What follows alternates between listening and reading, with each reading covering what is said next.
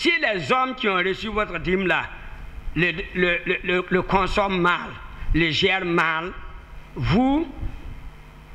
il n'y aura pas un iota de votre bénédiction qui ne vous reviendra pas. Vous recevrez toutes vos bénédictions. Dieu sera fidèle à votre égard. Il vous honorera, il vous bénira, il vous élèvera parce que vous lui êtes fidèle. Maintenant, les mauvais gestionnaires ou les détourneurs, laissez-les, Dieu s'en charge. Et il s'en chargera. Et personne n'échappera. Il n'y a pas de favoritisme devant le Seigneur. Et non, il n'y a pas de favoritisme. Voilà pourquoi ceux aussi qui ont le souci de gérer les biens d'une église prennent toutes les mesures pour que ce soit clair, pour que ce soit bon. Pas seulement bon aux yeux des gens, mais bon aux yeux de Dieu. Vous savez que dans le monde du détournement, on peut vous fournir toutes sortes de factures, toutes sortes de reçus. Il y a la possibilité de faire cela. Et humainement parlant, vous regardez, vous dites que c'est bon, mais Dieu sait que ce n'est pas bon. Dieu sait que c'est mauvais. Voilà pourquoi, quand nous voulons faire quelque chose, nous faisons.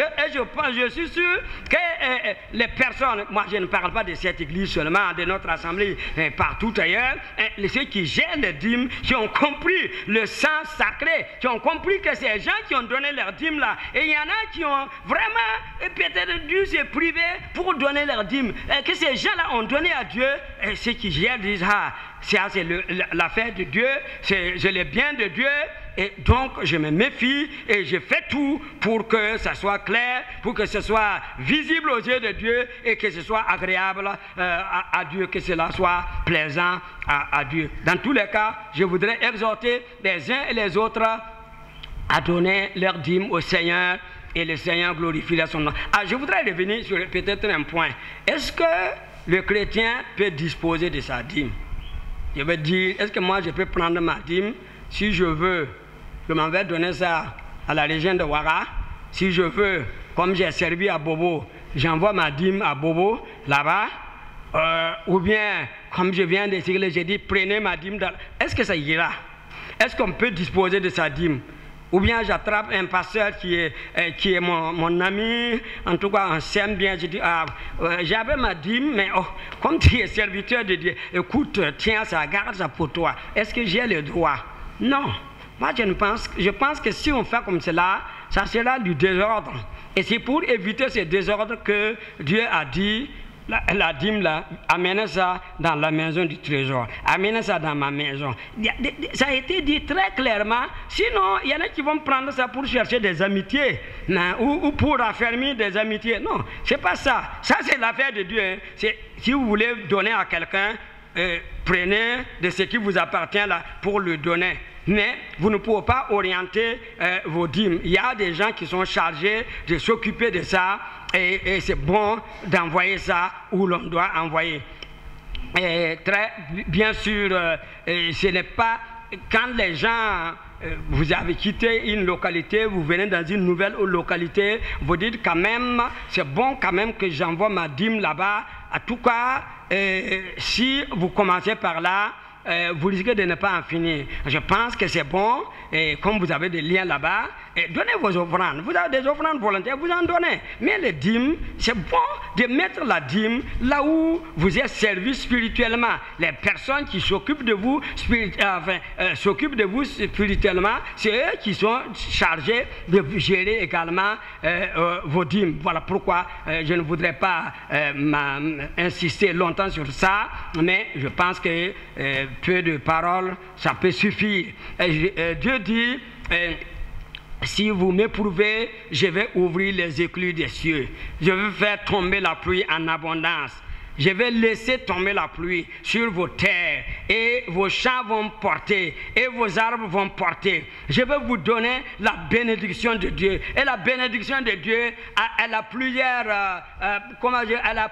aspects. Elle peut s'appliquer à beaucoup de domaines. La bénédiction de Dieu, ça peut représenter autant de choses que nous souhaiterions avoir pour nous, autant de choses que nous souhaiterions avoir pour nos épouses ou nos époux, ou pour nos enfants, pour nos proches. Et tout cela peut constituer la bénédiction de Dieu.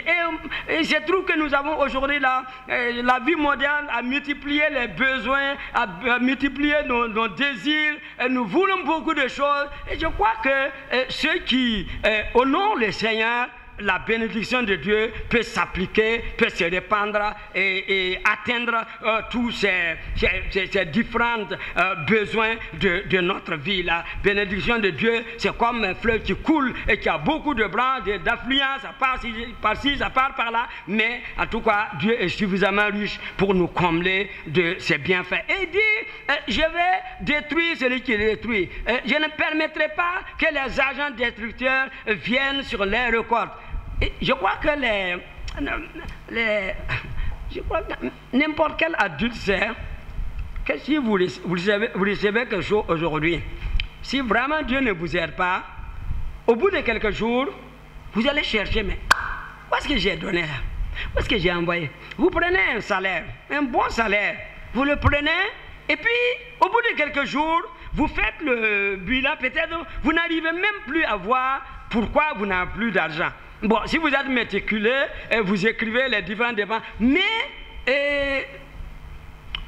si on ne s'attache pas au Seigneur, nous allons recevoir peut-être un salaire, un revenu, et dès que nous avons reçu, les occasions de dépenses vont se multiplier par 100, et puis voilà, au bout de quelques temps, tout est fini. C'est un peu comme les sauterelles qui dévorent. Et les sauterelles d'aujourd'hui dévorent les poches, dévorent les porte-monnaies, dévorent même les comptes bancaires, dévorent partout. Et puis voilà, quelques temps après, il y en a qui disent, quand le mois a 10 chiffres, bon, ok, c'est déjà pas facile, mais bon, ceux qui se confient à l'Éternel, même quand le mois aura 10 chiffres, vont continuer. La grâce de Dieu les accompagnera et le nom du Seigneur sera béni. Je voudrais dire que le Nouveau Testament n'insiste pas sur la dîme. Non, vous allez voir que les apôtres n'ont pas enseigné sur la dîme. Mais je voudrais dire que le Nouveau Testament, autant Jésus que les apôtres ont présenté un Père généreux, un Père large, qui a donné non pas sa dîme, mais ce qu'il avait d'unique. Il a envoyé son Fils. Gloire à Dieu. C'est pas... Si Dieu avait 10 fils, il prenait l'un des 10 pour envoyer sur la terre, je pense que la mort de Jésus n'aurait pas été un sujet alarmant au ciel. Mais il avait un fils unique. Voilà pourquoi il y a eu les ténèbres sur toute la face de la terre lorsque Jésus est mort. Parce que c'était la tristesse. Mais gloire à Dieu, Jésus est sorti de la tombe. Mais le Nouveau Testament présente également Jésus qui a donné sa vie.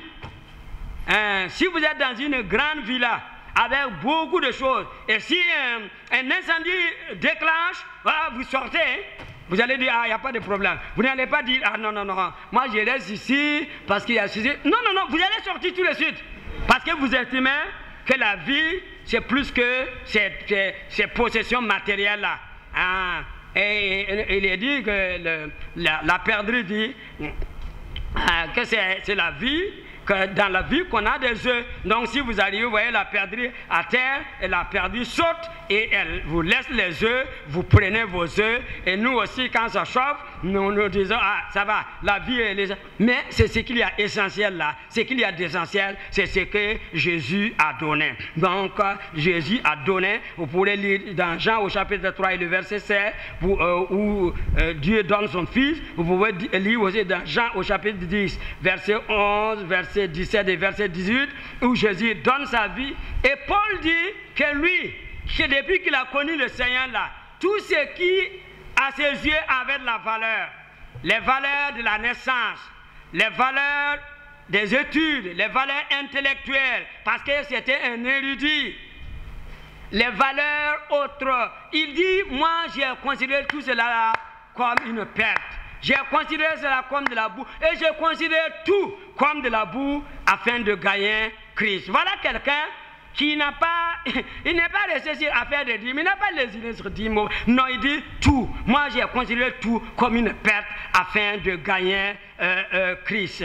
Voilà pourquoi il est bon que nous comprenions la philosophie du don, la philosophie qui pourrait s'apparenter à dire qui est attachée à l'enseignement du Nouveau Testament. Et Paul considère le don, le fait de donner à Dieu comme une sémence.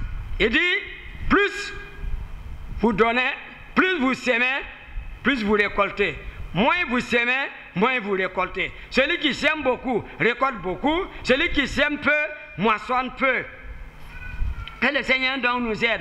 Il me semble qu'il y a un certain Le Tourneau qui s'est confié dans les saints et ses affaires prospéraient. Ses affaires prospéraient. Et à un moment donné, au lieu de donner à Dieu la dixième de ses revenus, il lui donnait à Dieu les 9 et il gardait la dîme. Et Dieu a continué à le bénir. Je ne sais pas qui d'entre nous peut parier avec un tel homme, mais en tout cas, voilà ce que cet homme a laissé comme, bien sûr que, bon, la dîme suffisait pour lui et c'est bien, et peut-être que pour nous, c'est pas ça, mais si déjà nous pouvons honorer ce que le Seigneur demande, c'est déjà bon. Et Jésus a dit, quiconque d'entre vous, ça c'est dans Luc au chapitre 14, le verset 33, quiconque d'entre vous ne renonce pas à tout ce qu'il possède, ne peut être mon disciple. Ne peut être mon disciple. Si nous contestons avec Dieu, Dieu demande quelque chose, nous contestons. Il prescrit quelque chose, nous contestons. Dieu nous montre un besoin, nous contestons. Nous ne pouvons pas être disciples de Jésus. Et pour que les disciples suivent Jésus, les Pierre, les Jean, les Jacques, André, tous les autres, ces gens-là étaient obligés de quitter ce qu'ils avaient, quitter ce qu'ils faisaient pour suivre le Seigneur Jésus.